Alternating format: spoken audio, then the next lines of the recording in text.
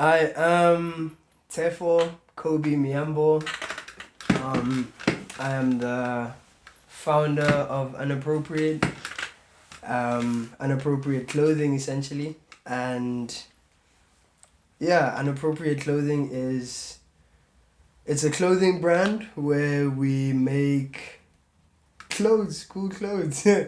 Yeah, we get recycled materials, um, cut them up, put them back together, cut them up again, and sell it for a profit.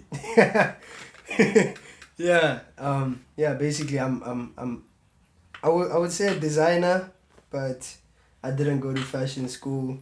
So the clothes, the jeans, I go to like different thrift spots, thrift the jeans, and yeah, chop them up and piece them back together. Like in Brum, for example, there's guys that like cut off pant legs because people wanna buy jorts and they don't wanna buy long pants, for example, and they would just have like a bunch of pant legs laying around that they end up throwing away.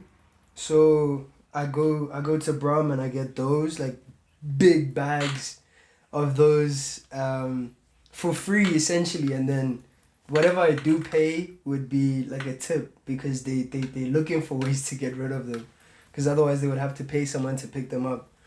So yeah, basically use recycled denim and make custom pieces of pants with them. The modern fashion industry or the modern climate of fashion is it's very optimistic. It's very good. I'm very excited by it. Um it's a lot of different. I think now there's a lot more diversity when it comes to fashion. Like even 10 years ago it was mostly like like skinny models on the runway and whatever. And now I think you're seeing a lot more representation. It's a lot more different shapes and different skin tones and different like influences in fashion. It's not like so Eurocentric anymore, and that's really good. One thing I would change about it is I think brands these days are, like brands like